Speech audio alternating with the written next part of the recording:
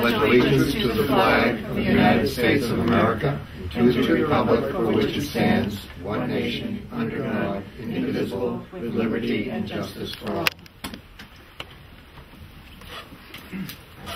Well, good afternoon, everyone, and welcome to the May 20th meeting of the County Commissioners.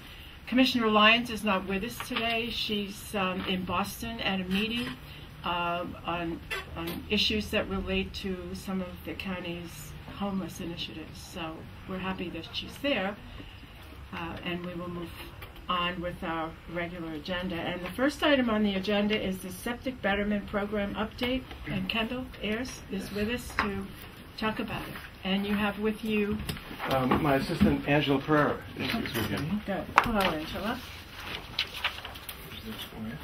Go ahead. Thank you.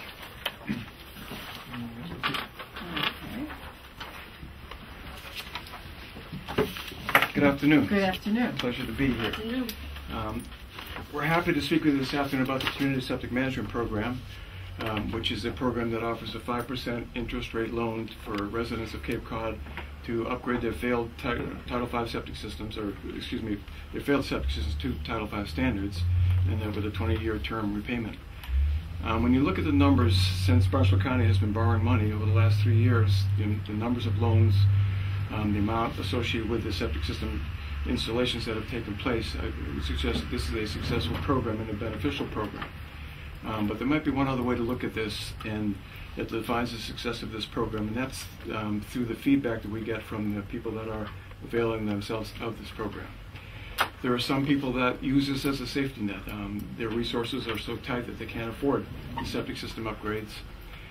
We've seen every type of failed septic system imaginable. We've heard the horror stories in many cases, or in some cases we've had situations where people have actually told us that they would have to leave their houses if their septic systems couldn't be upgraded. So we're there for them. What they tell us is that they're very thankful that Barnstable County offers this program, but also that they couldn't afford the funding of this without this program in place. For others that are not in those same dire circumstances, they still think this is a wonderful program. We hear this on a regular basis. Thank you very much, Barnstable County. It's a great program. We try to make it as simple and easy for them to fill out applications and get through the entire process. So I think based upon that criteria, not just the numbers alone, but with the feedback that we receive from the homeowners, that it is indeed a successful and a regional program too with that. Kendra, you might, for the viewers, explain how it became a regional program, because I think that's an important piece. That's where we're off to right now, Bill. Good. Thank you for the suggestion, though. This all began, actually, the Community Septic Management Program began back in 1996 with the passage of the Open Space Bond Bill. At that time, the legislation only allowed cities and towns in the Commonwealth to borrow money. The towns in Cape Cod did that. They had contracts with Barnstable County to act as the administrative agent for those towns. And the way the system would work was the towns would go to town meeting to appropriate funding. They would transfer the money to us. We would take care of all the paperwork. On behalf of the towns, we'd sign the homeowners up, we'd secure the loans. But at the end of the day, all the paperwork went back to the towns. And they were burdened with the task of collecting the money from the homeowners and repaying these loans to the towns. So it was a good program, but it was a little inefficient. There was one major problem also, and that was towns would cycle through the money. They would have money, typically a $200,000 borrowing. It wouldn't last, in some cases, 6 months or less. They need to wait for the next town meeting to continue with the funding allotment. So we would be cycling, we'd be up and down, and there would be lag periods. We knew early on, we're actually staying with the towns, but over an 8-year period that we were involved with them, we committed over $8.5 million for 1,200 projects. So it was good, but we knew that it had potential, and to really reach the full potential of this program, we realized that the county had to get fully involved. We needed special legislation for that, though. That occurred in in the year 2006 under the Chapter 35 of the Acts of 2006. Bill knows full well about what we went through to get this legislation passed. Almost the third time that we had to go before the legislature, and we got down to the last day that it needed, that was on the governor's desk, and if he had not signed it that day, it would have died again. So at that time, Mary LeClaire called the governor's office and prevailed upon his office not to forget about it, and it was signed that day. The part that's disheartening is everybody agreed that it was a great idea, but the mechanics and the little bits and pieces that that people were trying to understand about it were the part that killed it. Every one of the towns saw this as a great benefit.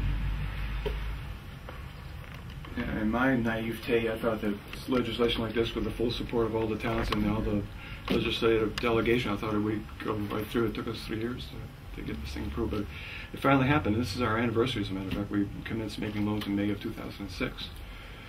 Over that period of time, we've committed $11 million for 1,050 projects.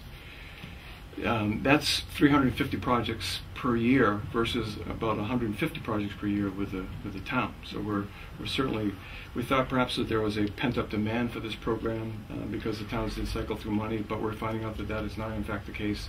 There's a regular demand for this type of a program. It covers typical septic system upgrades. It covers innovative alternative septic systems, but perhaps importantly today is it covers sewer hookups.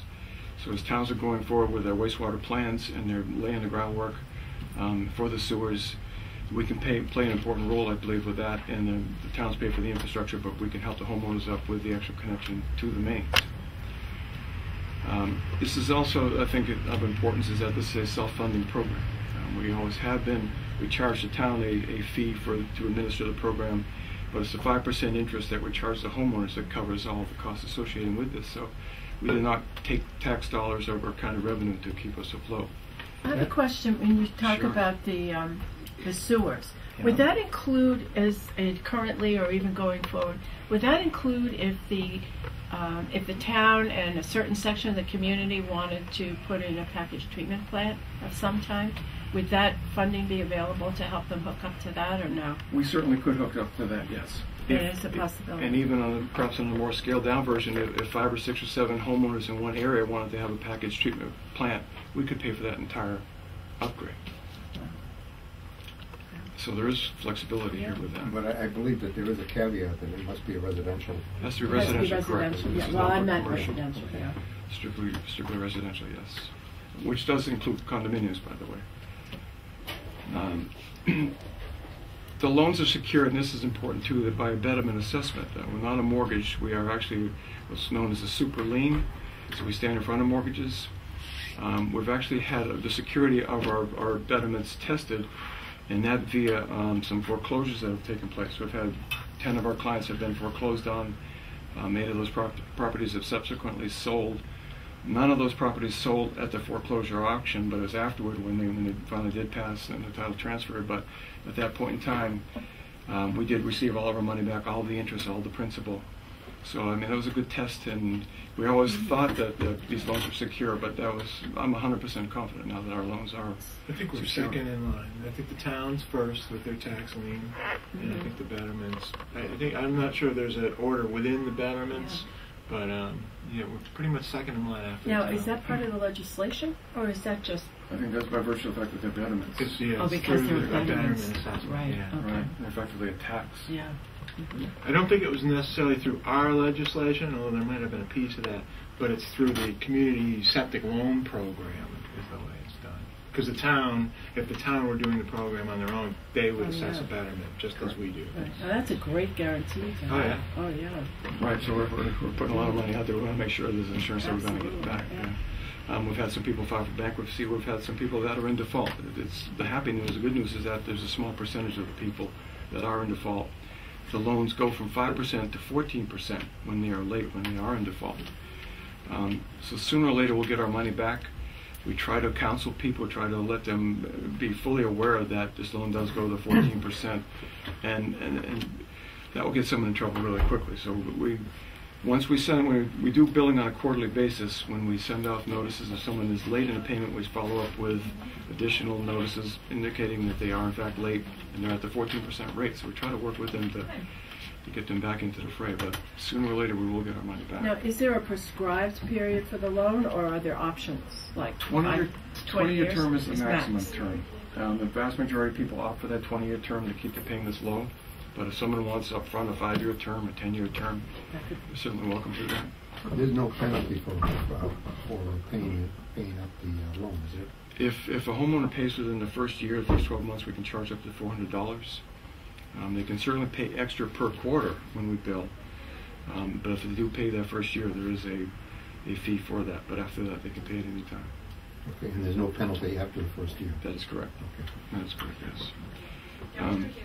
To date, we have received $2.25 million has been repaid in principal. We've received $757,000 in interest. So there's 8.75 in outstanding principal. We do see the people that asked for a 20-year repayment, that roughly 13% of them have paid off their loans prematurely, selling their properties or refinancing. Interestingly enough, too, when people are refinancing, we get calls from banks asking us to subordinate our loans, which we can't do. So that's when the people in the banks force the hand of the homeowners, and they, a lot of times we're kicking and screaming. They don't want to lose this 5% loan, but we cannot subordinate. And then when a house sells, then it's paid off in its entirety at the time of sale. That is correct, yes. So the new owner doesn't have any obligation. That is correct, yes. To each individual under this program who has a loan, how many bills do they get a year? 4. They get 4. It's quarterly. If they are current with their payments, they get 4. If they're not current, they get more than 4. And how many total bills are you guys issuing now? We are, well, we've had, 1,300 loans, or 1,050 loans. I think our last billing was for roughly 900. Some people have paid us back. Okay. But we're growing at 350, or perhaps even up to 400 per year. Right, well, that's what I mean. It's kind of exponentially. Yeah. We're growing, yes. Yeah. Now, does the town put the requirements for the upgrade? Geometric. And you simply fund it? Does it have to, I'm thinking like the Board of Health, George Hoyfelder is here. The Board of Health would set certain requirements for the town in terms of what types of upgrades the town would accept. Correct. By permit. The upgrade has to meet Title V standards in the local town bylaws, whatever that. If it involves an alternative septic system, so be it. I mean, that's a town call. It's not our call. The town health inspector is the one who inspects the facility and make sure it's right. Okay. Yeah. And we don't pay the contractor the final payment until the job is done and certified and homeowner is satisfied with the work that has taken place also. But as you just indicated, Mark, the billing and collecting part of this, and Angela is our billing and collecting specialist, but that part is growing exponentially. It will continue to grow. Yeah. And once we make a loan, there's one document, there's one recording that takes place at the registry of deeds. Effectively, we're done with that end of things, but then the billing and collecting is growing and growing. So we right now, last week, we set a record of 15 applications received. We have 75 projects in the queue right now. It's that time of year people hold back over the winter, but our phone is ringing mightily. The people are coming into the office on a regular basis. We're growing. Yeah, and I'd say in terms of kind of payments issued by the finance department through accounts payable, this program is probably one of the biggest. I know in terms of the ones I sign, which are 2,000 and over, it's probably that was the single most checks I sign is for the septic betterment program. And I know probably in terms of payments issued, it's probably that and the energy efficiency program. So it's a big program. And I'm sure you'd be happy to know that we do all of our work through Microsoft Access, and so we don't tie directly with Munis, but we do compare our books on a regular basis, and we do tie to the penny. So we're reconciling everything as we go, and we do have a very close relationship with the finance department here. If you have any, well, do you have any data on what towns seem to have the most applicants for the program? Well, obviously, if they're larger towns, you're going to have more. That's the answer. It's the larger towns, the Barnstable, the Yarmouth, Sandwich, Falmouth. We still do a lot of work down, and we do sewer hookups in Provincetown. We do work a lot in Chatham and Orleans, not to the same extent as Barnstable. Barnstable is the lion's share. When Lance was here, he had been pursuing the possibility of extending this program to commercial properties. Is there any movement on that? Well, I thought the discussion centered around the fact that we'd be using the 5% money that would come back to us, because we can't use the money that we borrowed directly from the state for commercial purposes. So can I jump in? Certainly. If you remember, when this program started, we met with the people from the Water Pollution Abatement Trust, and I can't remember what it was, DEP or who the other people were, but Originally the state offered a 10% incentive, so that they would give you 10% of your initial borrowing amount, so that you could use for, and that was where this idea came. So that's why we formulated our initial borrowing amount at the assembly for $10 million, because we thought we would get, and they basically said to us at this meeting that you'd get $1 million grant. We were thinking about then using that $1 million grant to perhaps put together our own commercial program where we'd have our own little revolving fund. Yeah, the idea would be that we're supporting a legitimate economic development. Well, how much did we actually get? I think we got 100 the first time. $100,000. The word was 100. The word was that the concern was that this is going to be a cash cow for Barnstable County. If we borrow $10 million or $20 million, amortize it over 20 years.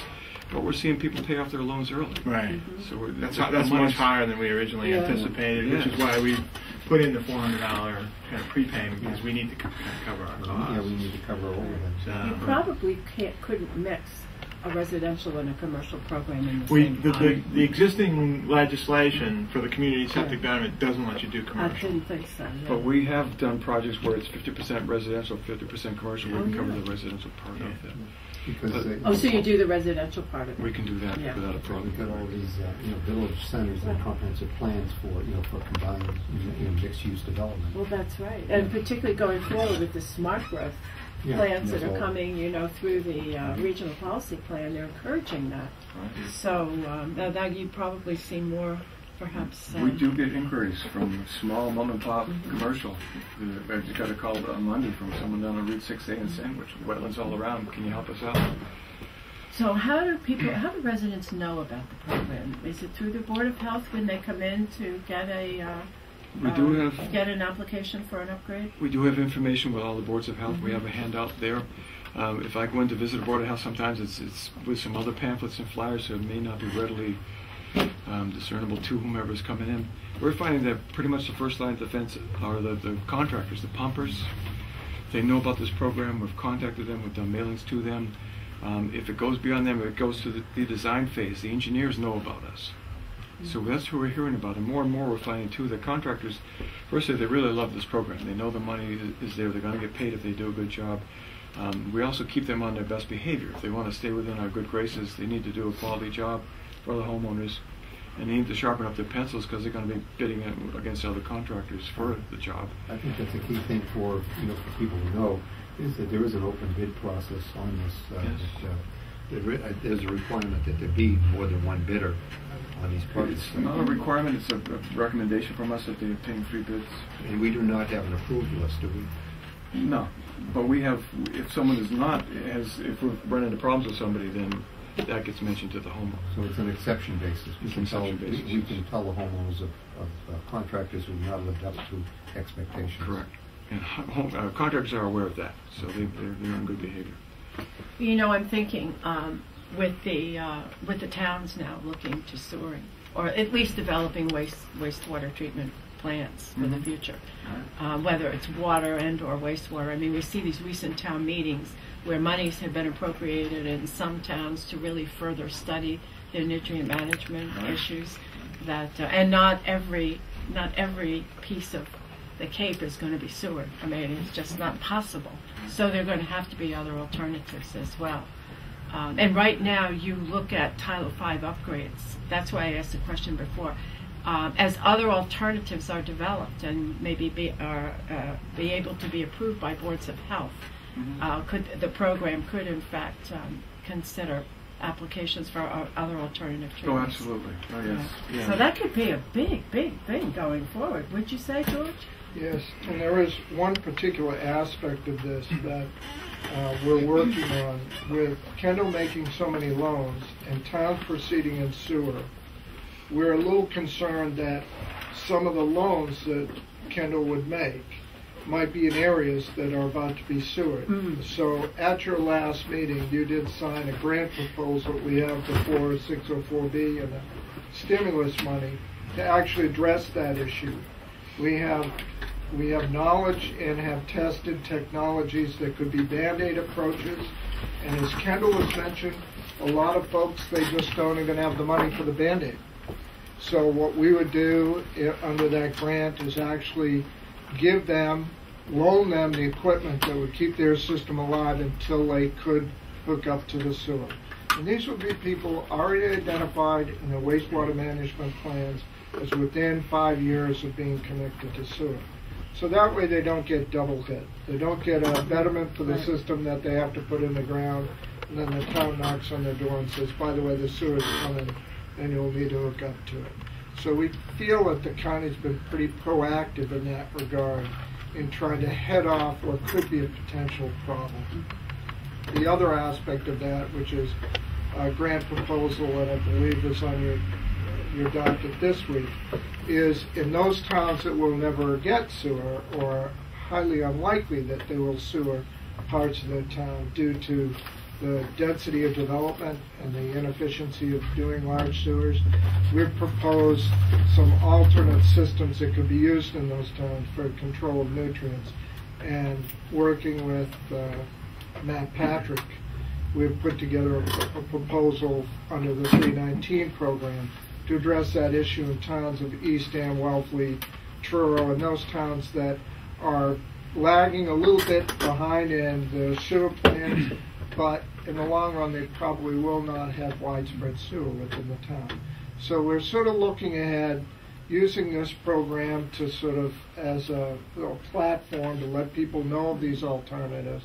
And I think it's a very nice match that the septic betterment program is with the health department, because we can do these type of sort of cooperative things.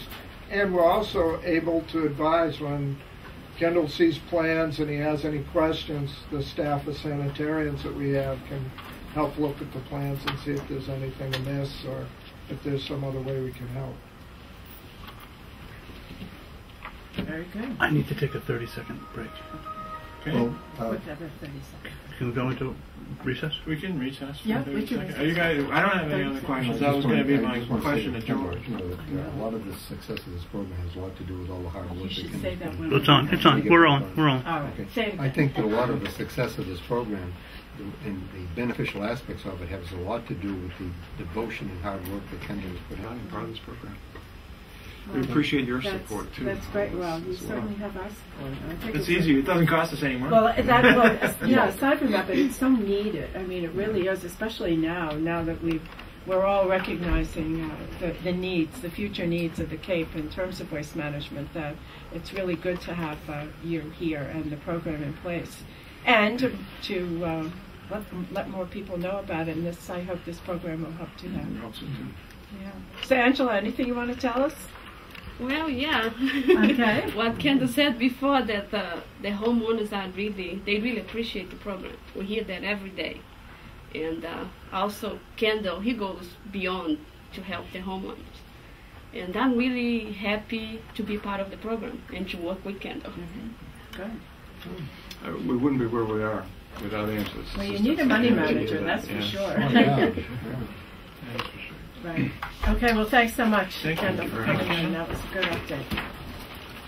Thank you, George. Thank you, George. No, they probably want to put the information though where to contact Kendall. Oh, that's a Oh, good that's idea. Yeah. very good. Yeah. Yes. Good, Why yeah. don't you mention how residents Give a can head contact start you? if Sure. they- My direct phone number is 508-375-6610, or you can contact Angela at 508-375-6877, or you can visit our website, which is BarnstableCountyHealth.org. We'll be happy to answer any and all questions that you have. Perfect. Thank you. Thanks again. Thank you. Thank you. Before we get into the votes, so we're still kind You of guys an gonna open take meeting. you're gonna take a break? I actually switched it. Okay. It ended. I want to mention that I went to the budget hearing for the RTA today, Mm-hmm. and the good news is that the use on the buses has gone up quite a bit. He gave us figures that show that the villager here in Barnstable is up almost 67% over April of last year. It went from 1,929 passengers to 3,200 passengers during the month of April. And the H2O line is a little bit down, but the flex route, which is the one on the lower Cape, is up 17%. So overall, there has been an increase in the use of public transportation in this April, which I think is really Very wonderful. good news, People yes. need to hear that. So, in any case, that's a piece of news that's useful. Also, the budget was passed unanimously by the representatives there. So we're looking forward to public transportation for one more year. So you mentioned the ridership is up in Barnstable, the town of Barnstable. With the Barnstable Village. Barnstable yeah, Village. Right. The Flex route, which is the 8 towns on the Lower Cape, it's up 17%. The B bus is up about 4%, and the C line, which is I think that's one that was in the Falmouth, isn't it? Yes. Okay, that's up 5.27%. I'll give you these. Okay. Okay, and then the B bus is up about 4% as well. We had thought that the B bus was going down because we had a fare increase, but the net is that although we went up about 25% on the fares, we haven't seen any decrease in the use. So the fare increase was certainly accepted. The dates are a little bit behind because there was a significant fall off in the beginning of the year, and then in terms of ridership, but we're catching up on the overall as well. But the key things are as we come into our summer season, people are using the bus. They're riding the bus. Well, I think more people are getting used to it. If they're coming here from elsewhere, I think you find that people who live in other cities are, even Boston, the ridership has increased on the commuter lines as well as the bus. They've also adding more maps that they're posting at motels and so forth to show where the routes are, and we're in line to get on Google, that Google trip thing, but unfortunately Google is about 6 months behind on posting. But when that happens, you'll be able to see by going to this Google site where the bus is on as far as how it's coming in. For those people who are concerned about drivers using cell phones, there has always been a very strong policy, and it was reinforced by the managing partner today, of prohibition of cell phone use on the buses, and the radios that are used by the buses for communication are only used when the bus is at a complete stop. So that's an important thing for people to know for safety. That's good. Good, excellent. I have. You have some things. I have some things. Talk about it. The first thing I have actually has to do with the septic betterment system. Glenn Cannon, who is an employee at the county, and he works for the Cape Cod Commission. He actually did some work for one of the recipients of the septic loan program. He did septic design for a friend, as he indicates. And since we are reimbursing through the septic betterment program, employee of Barnstable County, certain things get triggered, and those are under the conflict of interest law, Master General Law 268A. So he has to satisfy certain conditions. He has to go to the Ethics Commission and seek a approval of his waiver, which he has done. And there are 3 conditions which he's satisfied. He doesn't participate in the official responsibility of the health department, so he's clear there. The loan was awarded after public notice, which we have done, and his financial interest in the project is less than 10% of the total amount of the awarded under the loan. So the Ethics Commission has let me know that he satisfies all the requirements. So the second thing he needs to do is come to you guys and get a vote for his waiver under Chapter 268A, and I recommend that you do so. Does he have to appear? Can we just vote for No, he sent me a letter. I said I don't think you need to appear. Okay, So. I'll move that. Okay, and I'll second it. So all in favor, say aye. Aye. Aye. Thank you. No one opposed. So the motion carries. Terrific. And the next thing I have is, as you recall, you voted to allow the Black Beat Productions and Mood Swing Films permission to use the Bacon Jail and House of Correction I think I did that last week, and now I have the signed location agreement, which I've reviewed and find satisfactory. I actually made some amendments, so I'm going to ask you to sign that. So I'm going to do that in July. Okay. And then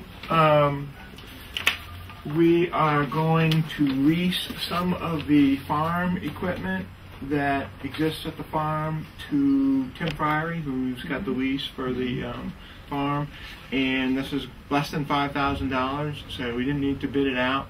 So it's an agreement to lease the farm law tractor, the hay baler, and the hay crimper to Tim Priory for a period of, and it works out to be about 13 months. So So this I is ask a- you to approve that. So this is equipment that the county had when we were running the farm. Yeah, there's Yeah. not much I can do with the No. tractor or the hay baler, so we might as well let Tim use it. Have we straightened out the business about the sheriff's equipment and our equipment? For those 3 pieces we have. Okay. The rest of it, Continuing yeah. struggle. Yeah, it is a little bit. Okay. So those are things for you approval. The next thing, I assume you've all seen the letter in response from the Chamber of Commerce to our letter requesting funding for the rest area. Right. Did you see that? No. It was sent to you, but here you go. It basically says no. We don't have any money. Yeah. No, I hadn't seen this letter. Yeah. Did you see Wendy this sent letter? it yesterday, I think. Oh, well, how would I get it today? Well, I saw Wendy So yesterday. she sent it email. I Okay, yeah, well there you go. You have a copy of it, so you can take it. Well, you know, I saw Wendy yesterday, and I understand that their budget is down $1 million, and they've had to lay off people, and that's understandable. And they've had to reallocate their resources. Dick Neitz also spoke with me about it, and you know, I think what we probably need to do is to maybe get a little working group together to take a look at what is the best way to keep this facility open. We don't have much time because we're already mid-May, and by the end of June our funding runs out. Yeah. But I don't think we can really just abandon it. So I was thinking about that driving over this afternoon, this morning, whenever I was driving over. Close enough to noon, it could go either way. And I was thinking about how to approach that. And I did talk to Dan Dre to see what the EDC might be willing to do. And we don't know that because they haven't had an opportunity yet to meet. But they're meeting on June 4th. I know we have no county funds to use in 2010. Actually, we're covering it until July 1st, aren't we? Well, that's Well, what for I June mean, 30th, June yeah, 30th. for July right, 1st, yeah. yeah. So they do have an opportunity to act on June 1st. That's what I'm saying. So I was thinking maybe between now and, well, this is Memorial Day weekend, but maybe some early next week before the EDC meets that we could get Bob Dubois and maybe Wendy and Dan Dre and Sure. maybe a couple other chambers from down Cape. You know, because I was thinking that the people who go by this rest area are really heading down Cape. They've already come this far. And that might be a way whereby some of the towns on the Lower Cape, maybe some of their chambers might be able to contribute something. I don't know that they can. But maybe if we get enough people together and just set up a meeting and talk about it and see what options we have. And the more people who could, the more chambers and other organizations who could participate, the least amount of money it would require. If we could get it down to maybe $1,000 a participant or something in that neighborhood, we might be able to solve the problem until we can come up with a better idea, because the state will never take it over. I mean, that's not going to happen. Well, they had it before and they abandoned it. Right, and we're not going to get them to take it back anytime soon, but maybe we can come up with a way to fund it. So I'll talk to you about that Yeah, later. I had a long conversation with Bob Dubois a week or so ago. I know that was previously, he thought actually you guys were going to have the EDC was going to have a meeting in May, and that got canceled. Right.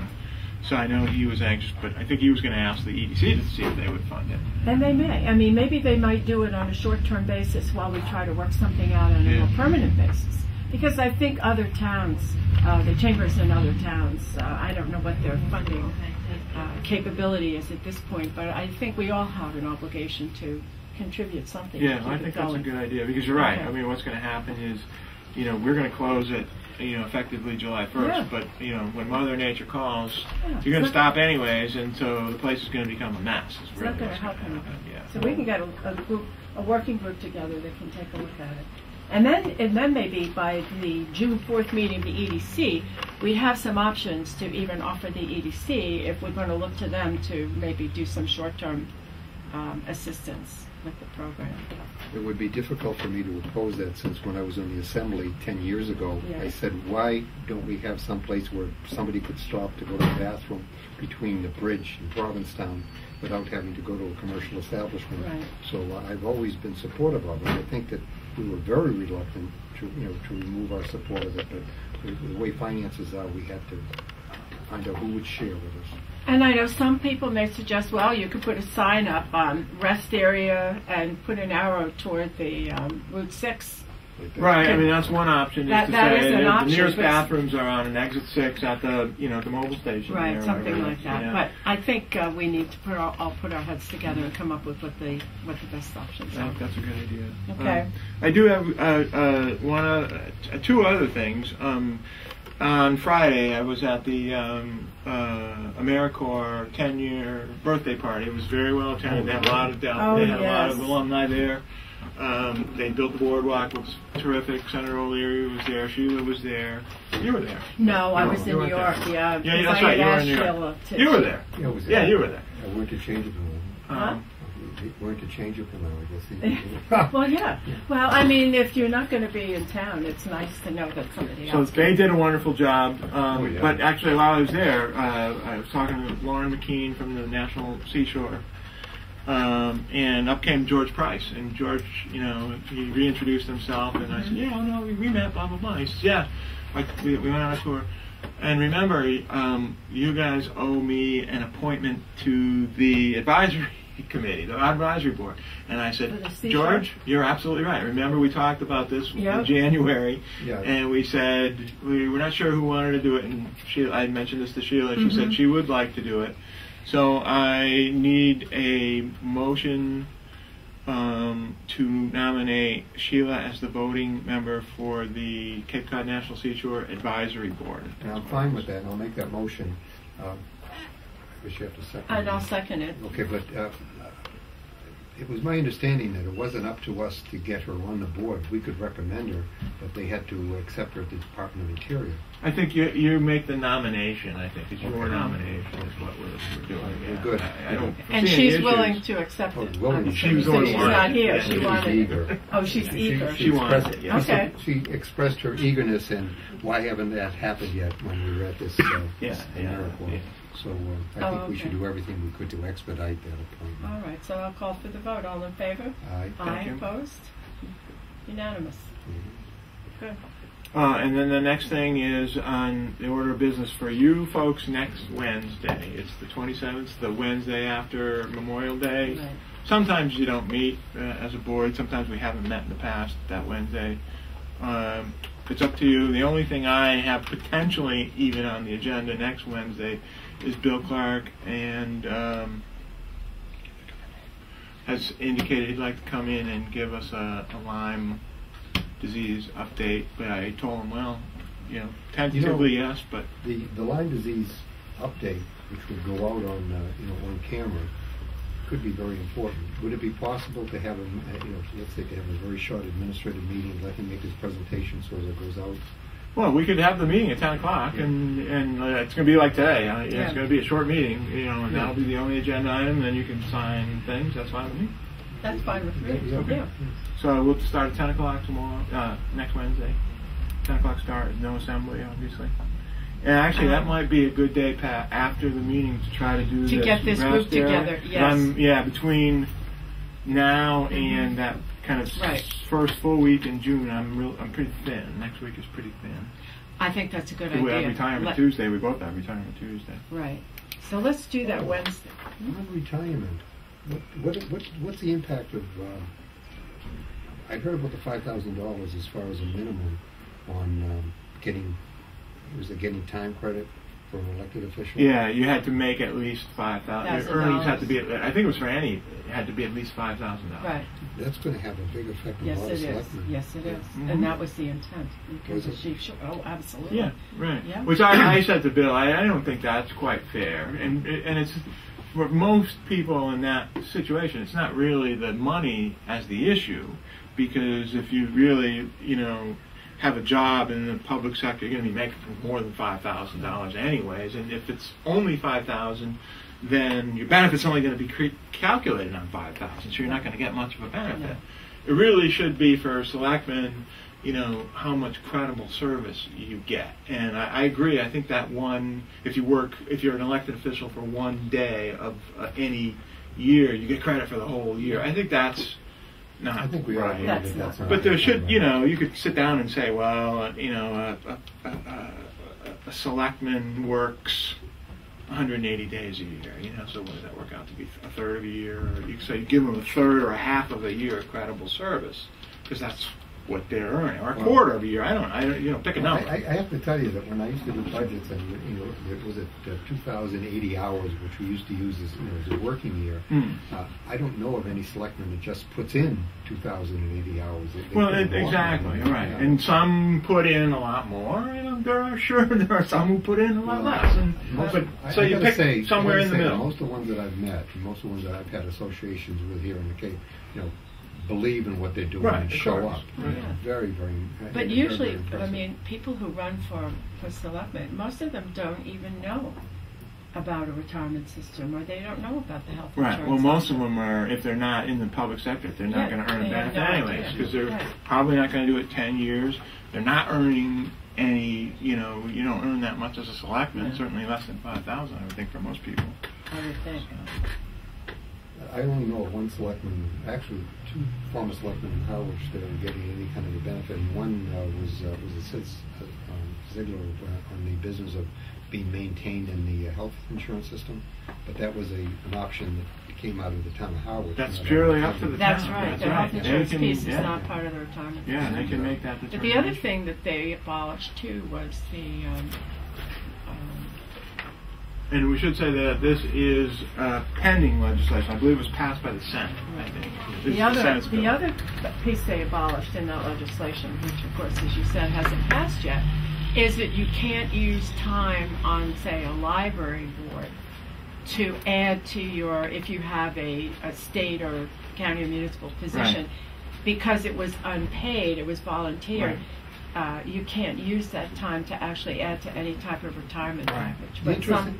some have done that fairly recently. Yeah, they were The interesting thing cleaning about up- that was that they had special legislation to allow for that, because I've been serving on a housing authority for 20 years, and it's unpaid, and you're not allowed to apply that towards your time factor because it was not paid. Right. However, I was a cemetery commissioner for 3 years, and I was paid a stipend of $250 for that elected position, and Right. that was That was allowed, because yeah, it- because it was there's- paid. that's I right. think Right. The the- previous Anytime is there's $200 was compensation. the previous threshold. Right. That's why moderators were mostly paid $300 a year, because Exactly. it gave them the threshold to Yep. be eligible for the system. Tom George certainly used it. Yes, he did. Okay. And then the other thing, just FYI, and Sheila's going to come back for that, I believe. She's going to go over to the 3 o'clock hearing at the Assembly on the deeds tax I'm correction. going to go over to that. So, too. yeah, I I can. understand. If she's there, she can give the report. If you think she'll be there, otherwise I won't. I think she's planning on attending, yeah. I wasn't going to stay for the 4 o'clock, but I think she is. Okay. And also at 2:30, they're doing the public hearing on one of the regional policy plan land use vision map Right. ordinances we submitted the That's other week. the adjustment, right? Yeah, that's Yeah. that one. There's still two others. There was the Chapter A and Chapter H, I H. think, were the H two was the that have other. not gotten scheduled yet. I think they'll be scheduled in June. I have at 3 o'clock, I have a workforce investment board meeting for 55 plus to see whether or not the recent stimulus money is available in order to support the continuation of the program. So I won't be able to come back in time for the 4 o'clock. I plan to go to the 2:30, 3:30, 4 o'clock. Okay. And then finally, I'm not sure I forwarded this to you, maybe I didn't. I have the results for April for the NACO prescription drug discount card program, and they remain, very strong. We had a total of 705 people who qualified and took advantage of the discount. They received an average price savings of 25.4% and an average dollar savings of $14.37. That's pretty good, off of an average retail price of $56.57.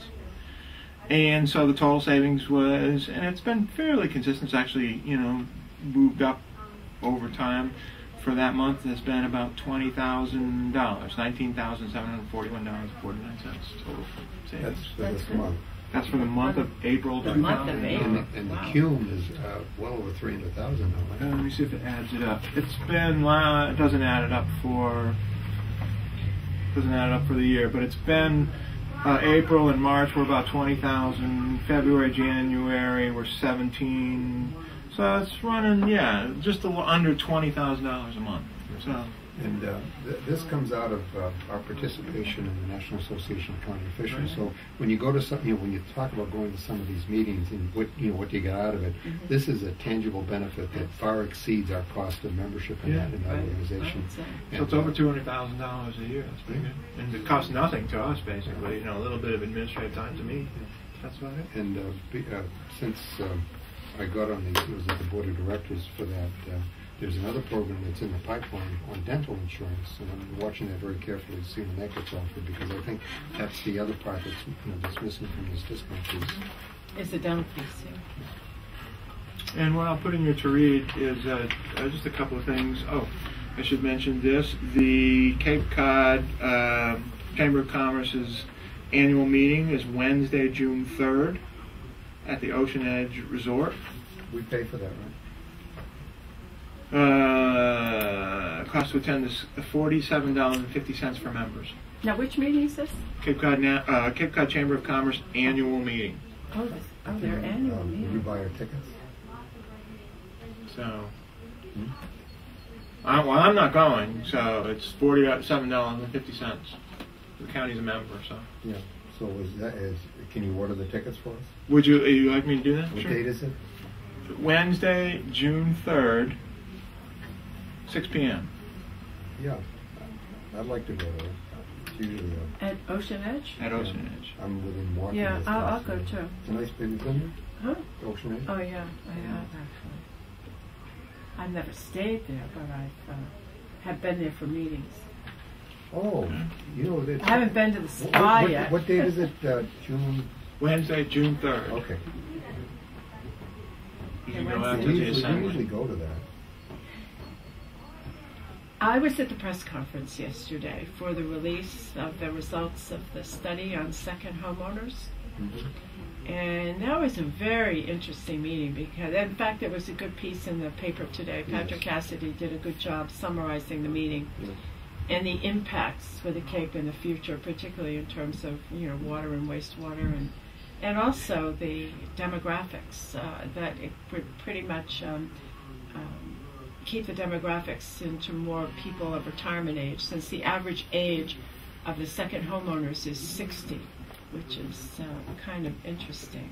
Yeah. But I think what's going to come from that is I think the results or the hypotheses that the commission had and the county and the EDC in even agreeing to collaborate on this study was that this is probably what we were going to see, but you needed to actually verify those hypotheses to know how to plan to go forward, which will be the next step.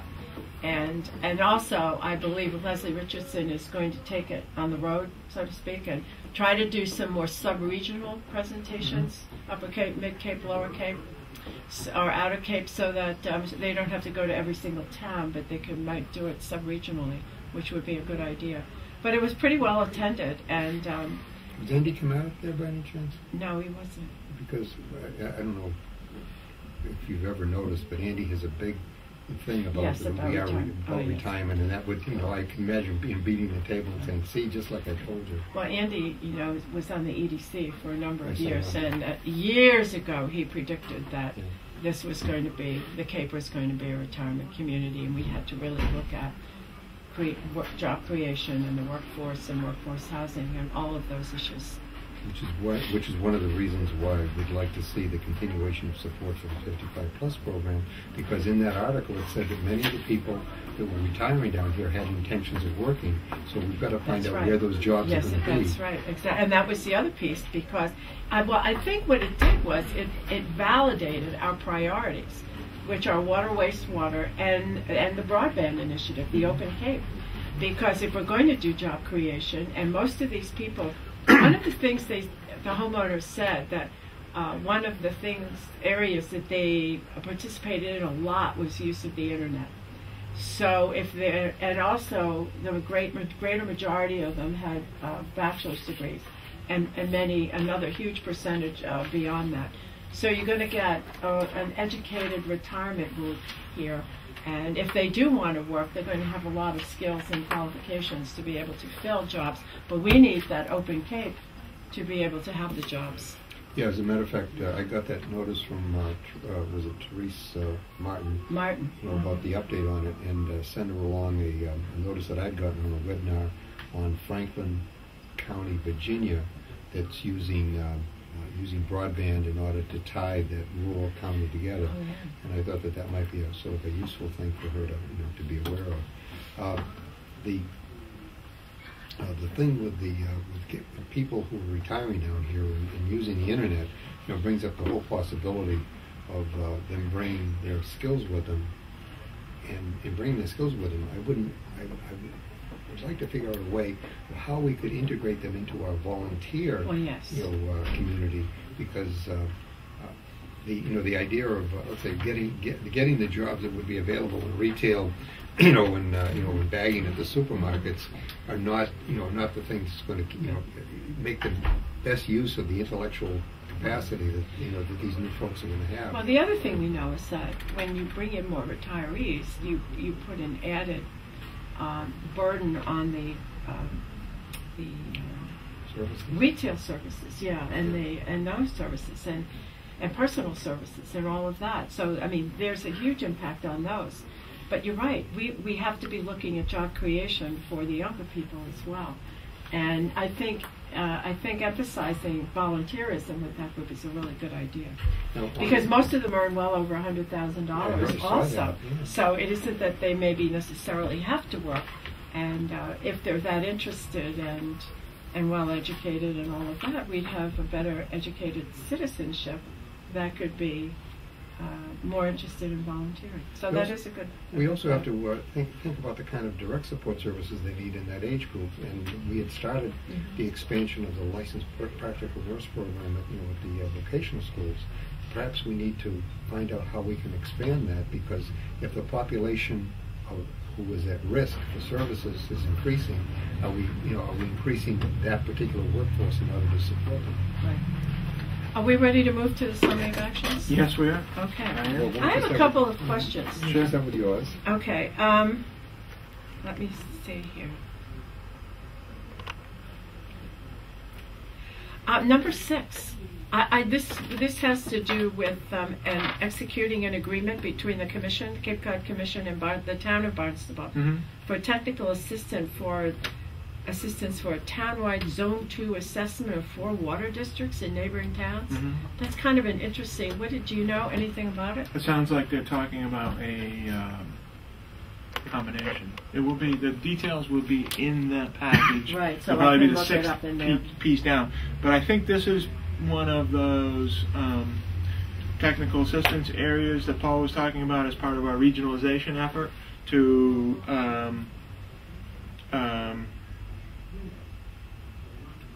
look at co-joining water districts, to combining water districts. I believe that's what it's about. Interesting.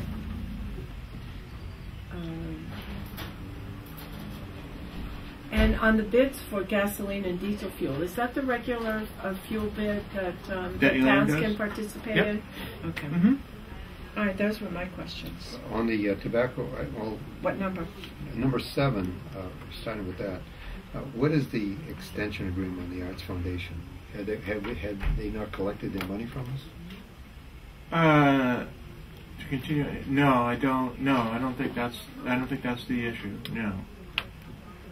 You have to look at number 7, whatever's in the package, Bill. I'm not Okay, sure and then, I understand what then that the means. contract with DPH to renew the tobacco control program. Right, that's Well, our I contract for our tobacco money for next year. Okay, is that money actually going for?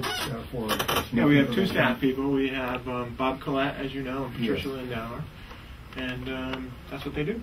Okay, so unlike other agencies that are taking their money, putting it in something else, we're continuing to put the money. Well, the state can do that. We can't do that. Okay. Well, I think It's people a need to state know money. that. Yeah, but I think Yeah. people need to Well, know it's the that. tobacco settlement Right. line Yeah. that the state divvies out, and I think the good news is it's been fairly consistent for us. so. And successful. Hasn't Yeah, it's it been a for good the most program. part? Yeah, it's a very good program. We did have some money for a while we were doing sting operations. We don't have that now, so it's mostly education. I guess that Other was, questions? yeah, That's it? those are the main ones, yeah. You want to make a motion? I'll move that we accept the Items 1 through 13. 1 through 15. Oh, 15. 1 through Yeah, it's revised. There's a revised list. Yeah, I have one the through revised list. 15. I had it. Yep. Okay, so, and I'll second the motion, and those in favor say aye. Aye. Aye, opposed, none. Motion carries. I've got to sign that. Is there any other business to come before the board? Not that I'm aware of. I have no. Me neither. Motion to adjourn? Motion to recess. Okay, I'll take the motion of recess and with the potential of was it reconvening over at the assembly. Reconvening at the Assembly of Delegates Okay. for 2 Reporting, I guess. They start at 2 2:30 subcommittee on the hearings. on the land use one, and I'll be over there at 3:00, Mhm. and then for 4. All right, we need to sign that. Yes. Yep. Okay. Thank you. Thank you very much. Thank you very much, Steve. Thank you.